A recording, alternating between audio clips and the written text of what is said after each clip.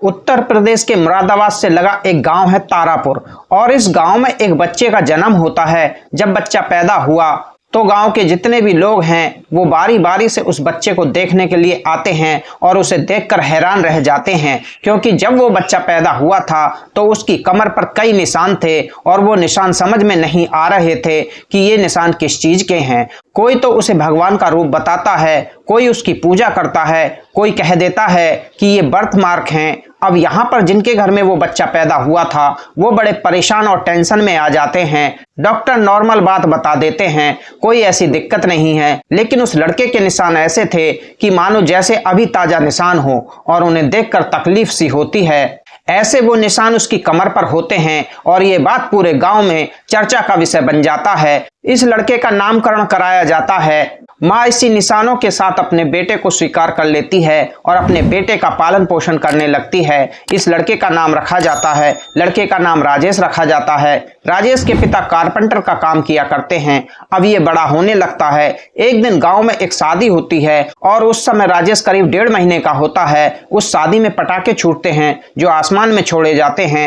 अब जैसे ही वो पटाखे छूटते हैं तो राजेश नीला पड़ जाता है और उसकी हालत बिगड़ जाती है। माँ तुरंत अपने बेटे को चारपाई से उठाती है और हॉस्पिटल ले जाती है, उसका चेकअप करा देती है, लेकिन वहां पर जांच में कुछ भी नहीं पाया जाता है। केवल बच्चा डरने के कारण वो नीला हो जाता है और उसकी बॉडी में ऐंठन आ जाती है। डॉक्टर नॉर्मल सी कुछ दवाइयां लिख देते हैं और बेटे को माँ को सौंप दिया जाता है। माँ उस बेटे को घर लाकर बहुत जोर जोर से रोने लगती है। तभी उसका पति घर आता है और वो कहता है कि भाग्यवान तुम क्यों रो रही हो? तो वो कहती है कि क्यों ना रोएं, अब ये पटाखे से भी डरता है और इसकी इतनी बुरी हालत हो चुकी थी कि मुझे ही पता है कि मैं कैसे पास के हॉस्पिटल में गई हूँ। आज हॉस्पिटल का ये दिन मुझे बहुत भारी पड़ गया। तो वो कहता है कोई बात नहीं, सब कुछ ठीक हो जाएगा। अब दोस्तों धीरे धीरे राजेश बड़ा होने लगता है।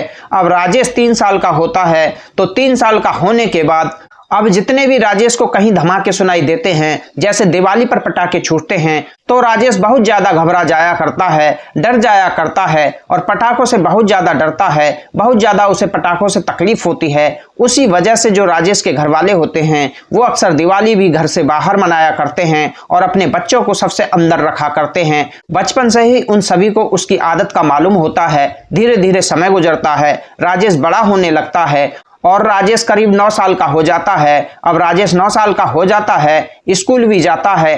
स्कूल में भी वो तेज आहट होती है तो वो डर जाया करता है। सोते हुए अक्सर वो ये कहा करता था कि माँ मुझे किसी ने मार दिया, मेरी पीठ में दर्द हो रहा है। इन चीजों में सभी में बहुत तकलीफ हो रही है। उसकी माँ भी घबराकर अपने बेटे को गले लगा लिया करती है, लेकिन उस माँ के पास कोई भी समाधान नहीं था। वो माँ अपने बेटे को बार बार किसी पंडित के पास ले जाया करती है, किसी तांत्रिक के पास ले जाया करती है, यहाँ तक कि वो अपने बेटे को एक मौलवी के पास भी ले जाती है कि कहीं से तो मेरे बेटे को आराम लगे, क्योंकि डॉक्टरों ने तो सभी बात नॉर्मल बता दी थी। लेकिन दोस्तों राजेश को कहीं से भी आराम नहीं लगता है। उसकी जो ये हरकतें होती हैं वो इसी तरह 9 साल तक चलती रहती हैं। जो राजेश के पिता होते हैं वो कारपेंटर का काम करते हैं। तारापुर गांव से थोड़ी ही दूरी पर एक दूसरा गांव खरसौल होता है।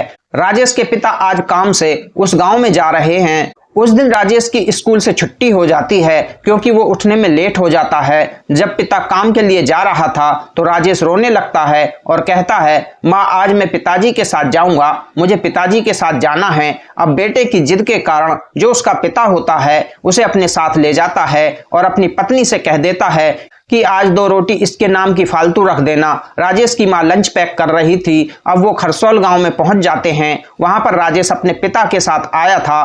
तभी जो राजेश का पिता होता है वो कहता है कि चलो आज तुम्हें चाय पिलाता हूँ, ये चाय बहुत अच्छी बनाता है। चाय वाले के पास राजेश और उसके पिता बैठ जाते हैं और राजेश का पिता चाय के लिए उस चाय वाले से बोल देता है। अब जो राजेश होता है उस चाय बनाने वाले को बहुत घूर घूर कर देख रहा था।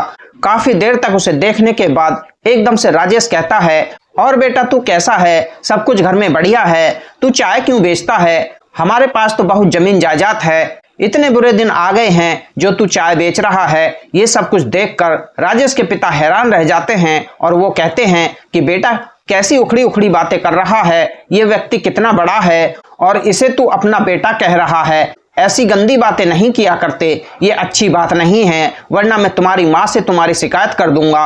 राजेश कहता है कि नहीं, ये मेरा ही बेटा है पिताजी, आपको नहीं पता, ये मेरा बेटा है और मेरा ही खून है, आप ऐसा मत कीजिए।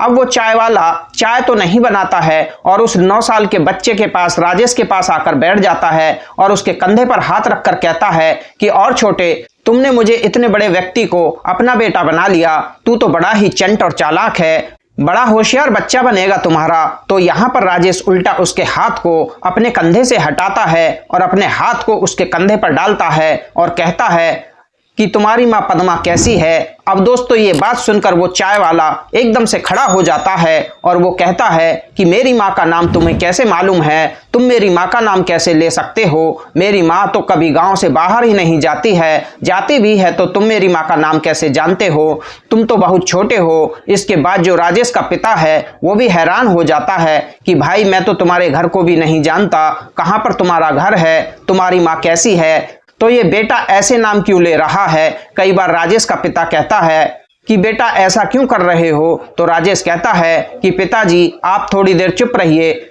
मुझे बहुत सारी बातें जाननी हैं, काफी दिन हो गए हैं मुझे इन लोगों से मिलने में, अब मुझे अपने घर जाना है और अपनी पत्नी से मिलना है। दोस्तों जो चाय वाला होता है तुरंत अपना शटर नीचे डालता है और कहता है तो चल बता मेरा घर कहाँ पर है, तू रास्ता बता। दोस्तों राजेश उस चाय वाले से आगे आगे चलता रहता है और कहता है कि मेरे पीछे पीछे आ जाना। दोस्तों राजेश सीधा उस घर में पहुंच जाता है जो उस चाय वाले का घर होता है। घर बहुत अच्छा था, किसी भी चीज की कोई कमी नहीं थी। अब वो अंदर जाता है तो वहां पर एक महिला बैठी हुई होती है और वो महिला पटले पर बैठी हुई होती है। तभी वहां राजेश उसके सामने जाकर बैठता है और कहता है कि और पद्मा क्या हाल है तुम्हारे। तो पद्मा हैरान और परेशान हो जाती है और कहती है कि भाई तू कौन है और ऐसे क्यों कह रहा है। तो वो कहता है कि पद्मा भूल गई, अपने पति को कैसे भूल सकती हो, जिस पति की अर्थी तुमने अपने हाथों से सजाई थी, तुमने ही तो उसके साथ मिलकर मुझे गोलियां मारी थी। दोस्तों उस पत्नी के हाथ में एक गिलास होता है, वो गिलास छूट जाता है और वो हैरान और परेशान एकदम से उसके पसीने छूटने लगते हैं और वो कहती है कि तुम ऐसी बातें क्यों कर रहे हो, मेरे पति को तो गए हुए भी 10 साल हो चुके हैं, तुम ऐसा कैसे कह सकते हो, मैंने क्यों मारा है अपने पति को। तो वो कहता है कि मैंने केवल ये कहा है कि तुमने मेरी अर्थी अपने हाथों से सजाई, मैंने ये कब कहा कि तुमने अपने पति को मारा है। दोस्तों यहाँ पर वो फंस जाती है। अब फंसने के बाद जो राजेश होता है अपने बेटे से कहता है कि रुको बेटे, अभी तो बहुत राज निकलवाऊंगा, तुम चिंता क्यों करते हो। अब चाय वाला सोचता है कि ये बच्चा क्या करेगा।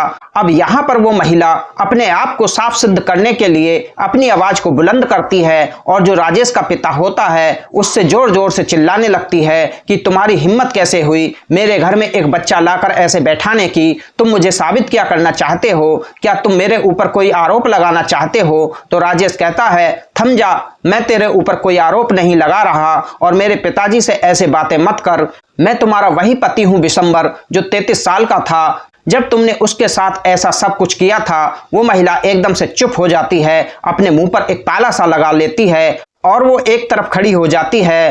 तभी यहाँ पर राजेश उर्फ विशंबर कहता है कि मेरा बेटा 12-13 साल का था, स्कूल गया था और तुम अपने आशिक के साथ गुलछर्रे उड़ाया करती और तुमने उसी आशिक के साथ मिलकर मुझे मारा है। दोस्तों गांव के लोग इकट्ठा हो जाते हैं और सभी लोग हैरान रह जाते हैं, खड़े देखते रह जाते हैं कि भाई एक 9 साल का बच्चा इतनी बड़ी बड़ी बातें कर रहा है और उस केस के प्रति बातें कर रहा है जिस व्यक्ति का आज तक कोई अता पता नहीं है। अब वो लड़का और भी सारे राज खोलता है। जो राजेश उर्फ विशंबर होता है वो कहता है कि तुम पद्मा हो, ये मेरा बेटा है और तुम्हारा जो आशिक है वो पुलिस वाला है, उसी के साथ तूने मिलकर मुझे मारा है, उसी के रिवॉल्वर से तुमने मुझे मारा है। पद्मा के होश उड़ जाते हैं। तभी वहां पर जो राजेश का पिता होता है वो पुलिस को तुरंत बुला लेता है। वहां पर पुलिस आ जाती है और यहाँ पर जो राजेश होता है पुलिस के सामने सारी सच्चाई रखता है। राजेश कहता है कि सर मेरी उम्र उस वक्त 33 वर्ष होती है, मेरी पत्नी के उस पुलिस वाले से गलत संबंध थे, इसके नाजायज रिश्ते थे। इस बात के बारे में जैसे ही मुझे पता चलता है मैं इसको खूब खरी खोटी सुनाता हूँ, इन दोनों को दूर कर देता हूँ। मैं सोचता हूँ कि शायद इससे गलती से हो गया है तो मैंने इसको माफ कर दिया, सोचा कि मेरा घर बसा रहेगा। लेकिन अब कई दिन बीत जाते हैं, 2 या 3 महीने बीत जाते हैं और 3 महीने बाद मुझे एक दिन फिर ये दोनों एक साथ मिलते हैं और आपत्तिजनक हालत में मिलते हैं। एक छोटा सा बच्चा इन बातों को कर रहा था, पुलिस वाले सारी बातें सुन रहे थे।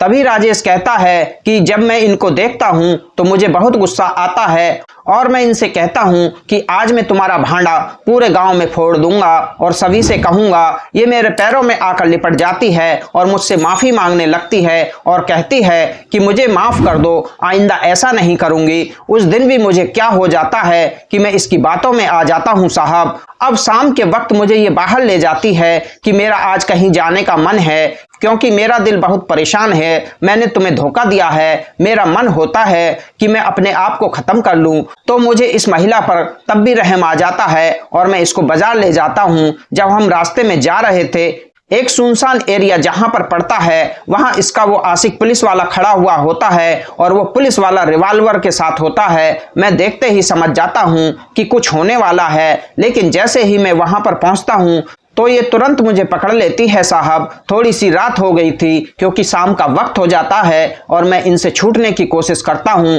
लेकिन उस पुलिस वाले ने मेरी कमर पर गोली चला दी। जब मुझे गोली लग जाती है तो फिर मैं चलने के लायक नहीं रहता हूं।